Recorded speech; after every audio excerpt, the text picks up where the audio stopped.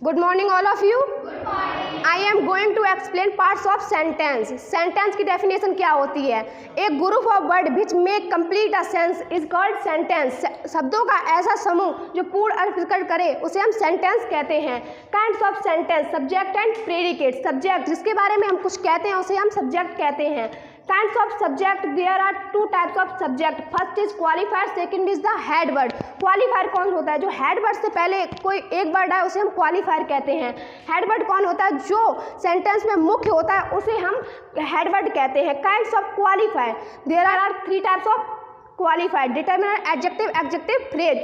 Determiner कौन से होते हैं? जो head word से पहले कोई एक word, head word से पहले एक qualifier है तो qualifier से पहले जो एक word आता है उसे हम डिटरमिनर कहते हैं. जैसे कि दिस फैट मैन, तो आपका मैन हो गया हेड वर्ड और फैट हो गया आपका क्वालिफायर और दिस हो गया आपका डिटरमिनर.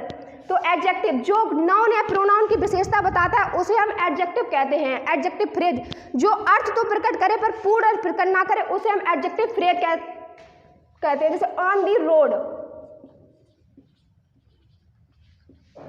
ये पूरा प्रकट नहीं कर रहा है इसीलिए इसको कहते हैं adjective phrase. Determiner, kinds of determiner, there are 5 types of determiner. Article, demonstrative, possessive, numeral and quantitative.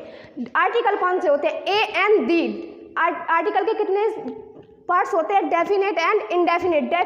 Definite में दी आता है, इनडेफिनेट में ए और एन आता है.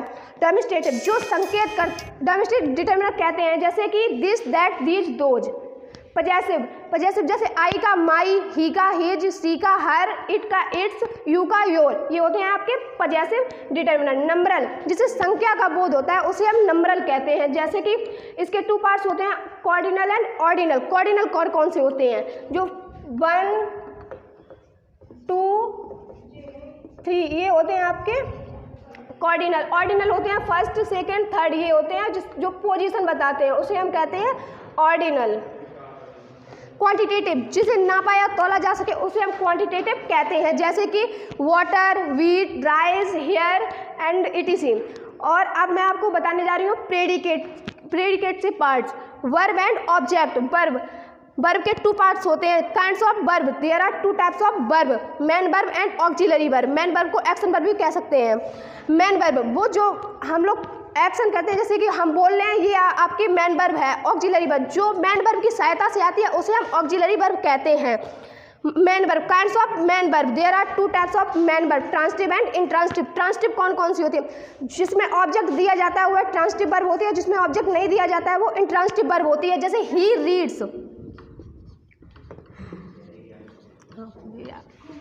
ही रीड्स ये आपकी होगी इंट्रांसिटिव वर्ब क्योंकि इसमें ऑब्जेक्ट नहीं दिया गया है. इसमें ऑब्जेक्ट दिया जाता है, ये होगी आपकी ट्रांसिटिव वर्ब. जैसे दी बुक, तो ये आपकी होगी transitive verb. Auxiliary verb, kinds of auxiliary verb, there are 2 types of auxiliary verb, primary auxiliary verb and modal auxiliary verb. Primary auxiliary verb कौन सी है? तो डू, वी, हैव. 3 को एक्सप्लेन करें. Do, we, have. डू में आती है do, does, did. B में आती है इज, आर, एम, बाज, वर. हैव में आती है आपकी हैड, हैज, हैव. और प्राइमरी मॉडल ऑक्सिलरी वर्ब वो होती हैं जैसे may, might, shall, should, can, could, ought to. Object kinds of object, there are 2 types of object, indirect and direct.